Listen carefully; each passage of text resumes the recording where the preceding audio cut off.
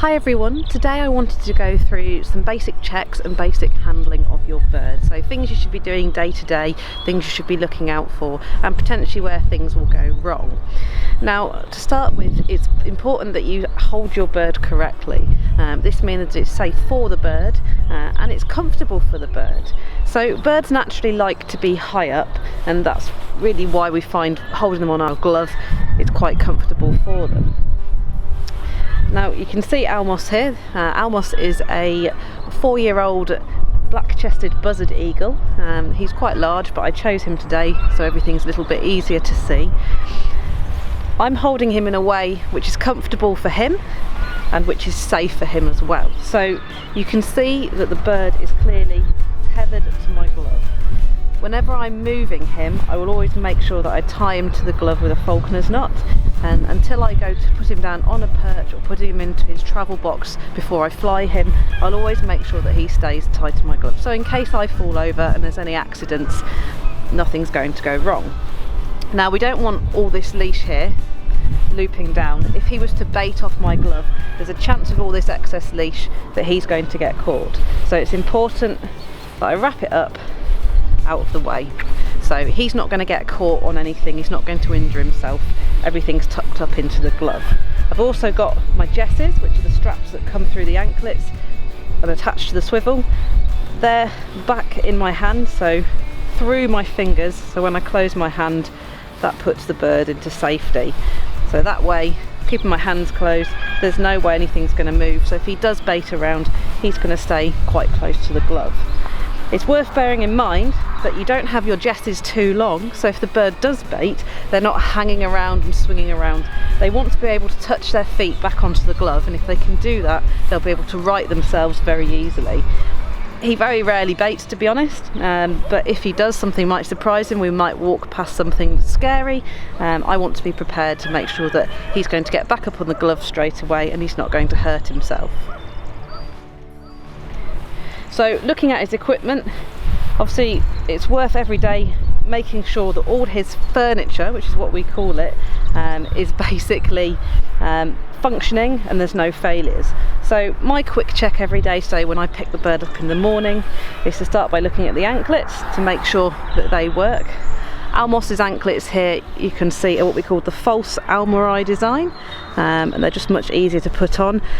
And then I've got braided jesses, so you can have jesses made out of leather or out of braid. I prefer braided just because I find them a lot stronger and they don't wear so quickly, so I don't have to change them quite so often. So I'll check that his jesses are still functioning, that the swivel looks clean, there's no mess. If there's dirt and mutes building up on it, then I would take them off, switch them out, change them and wash them. It's worth then checking the leash, making sure that the leash is all functioning, there's no obvious wear and tear, and if that all looks good, we can tick that box. It's also worth on a daily basis making sure you actually look at the condition of the bird itself. Now, as you start to work with a bird, you'll find that you start to realise what's normal for that bird, and what's normal for one bird might not be normal for another. So for Almos, he's usually quite excitable, he can be quite fidgety on the glove when he knows we're going to do something, but generally he's a very mellow character. He's naturally very quiet, he doesn't talk very much, so if he became very vocal or twittery, I would know that it's a little bit out of order. On the flip side, if you have a very noisy bird and that bird becomes very quiet and stops making so much noise, again, you want to question why. So it's all about learning what's normal for that particular bird.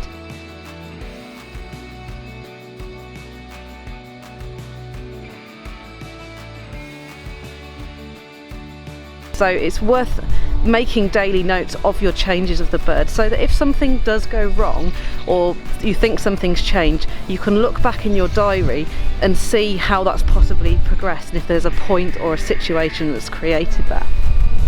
Now, when we look at the bird itself, there's a few basic checks we want to bear in mind about how the condition of the bird is. So starting at the top, eye condition, are his eyes bright, are they nice and round? Oval or squinty eyes in a bird is usually a sign that something's not quite right, unless they've literally just woken up and feeling a bit sleepy. But to be honest, most of the time, if their eyes aren't big and bright and round, you want to be questioning why their eyes are showing those signs. Their nictitating membrane, which is the the third eyelid, which goes back and forwards. In a healthy bird, you'll just see it as a fast flash. So that nictitating membrane flashes across the eye, and in a healthy bird that's what we'd expect. You'll barely see his because it moves so quickly. If he's ill and lethargic, that nictitating membrane will move much slower, and again that's another easy symptom to see of something not being quite right. I also take a general look at his feathers overall to see what kind of condition that they're in. So looking at his primary feathers, his tail feathers, is anything broken, is anything dirty? A bird that doesn't bath a lot potentially might not be feeling well. So a healthy bird is normally very alert, active. You can see he's looking around, he's seeing things that are going on around us. He's not really paying attention to me. If he was just staring in one spot or not really reacting to things going on around him, I would actually be quite concerned that, again, something isn't right. He's generally very relaxed. He's very inquisitive with what's going on. There we go, he's having a nice rouse. Rousing is obviously generally a sign of being settled or comfortable in their surroundings. So it's just, again, telling me at the minute, sat on my glove, he's quite chilled out. Now, feet and legs are very important to keep an eye on. Anklets can hide a world of sins underneath, so it's worth every day sliding those anklets up, having a look, having a feel, making sure that the anklet isn't hiding any injury underneath. If you're out hunting a bird, you may not notice an injury that it acquires, so it's good to check this. It's also worth checking, obviously, the feet themselves, the toes, and actually lifting the foot up if you can, just like this. If the bird will let you, I appreciate not all birds will, and checking the underside of the pads. This is really important because under their feet, again, it's a place where we could potentially hide a lot of problems. And one of the biggest problems for birds is bumblefoot. Now, there's lots of different reasons. It can be from injury, it can be from bad perching. Quite simply, birds have sharp talons, and actually sometimes when birds grab out to land on a perch or to catch something when we fly them, they actually grab themselves in the foot. So obviously, if they're sharp talons, goes into the soft pad of the toe and potentially can cause infection quite quickly if it's unchecked. So it's worth checking these things out.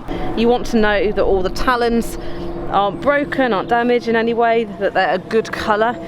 If the talons are coming up white, potentially there could be some kind of vitamin or mineral deficiency. So again, looking at the general sort of state of your bird. If the bird is very, very fluffed up, squinting their eyes, that bird isn't looking too well, and to an experienced falconer or anyone who works with birds, it can be quite quick to spot. A bird that fluffs up a little bit on a cold day is just keeping warm, and they often accompany that with putting one foot up at a time to keep their feet warm. So obviously we've checked the feet, checked the legs, he's checking himself, having a preen, and it's also worth having a look at his beak. Now, Almos is almost ready to have his beak coat, so just like our nails on our hands, keratin, their talons, their beak are made of exactly the same thing, and they continuously grow.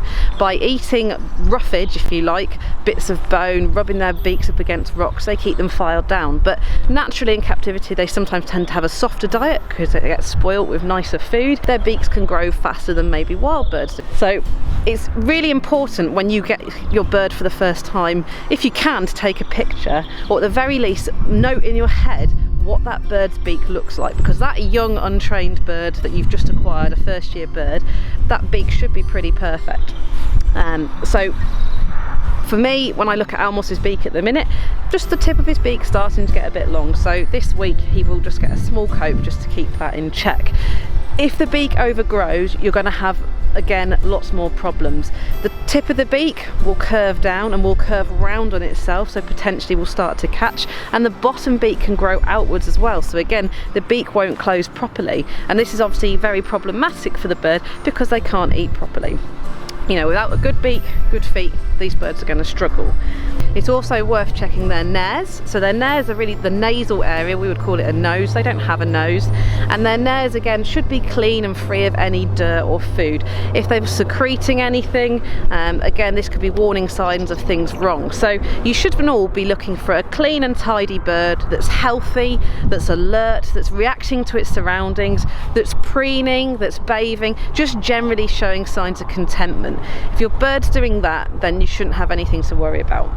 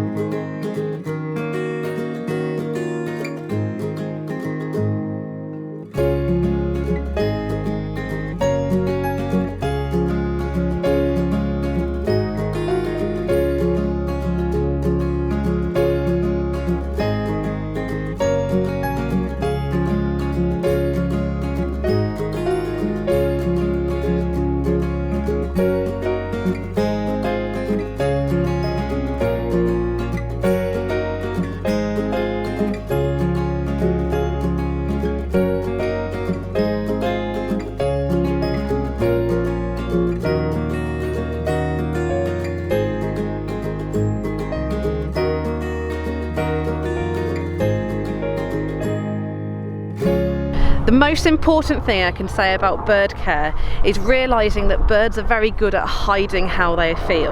So when a bird is ill, it will mask those signs of illness as best it can, especially when you as the handler are around, because birds of prey are predators, so they don't want to appear weak. That's really important in the wild. So he will hide his feelings of illness as much as possible until he's, thank you, until he's ready, you know, really, really bad. So it's really important to make sure you keep on top of those daily checks. If your bird is showing severe signs of illness, so fluffed up, laid down, sat down on the floor, eyes closed, at that point you know something's gone really wrong, and it's important to get on top of that very quickly.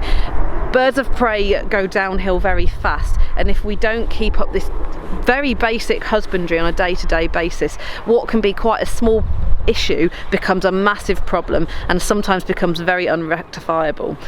So to save yourself the heartache, to save the birds suffering, it's so important to do these checks. This is really basic husbandry. He's just preening in the sun. Good boy. Hello. Hi. What?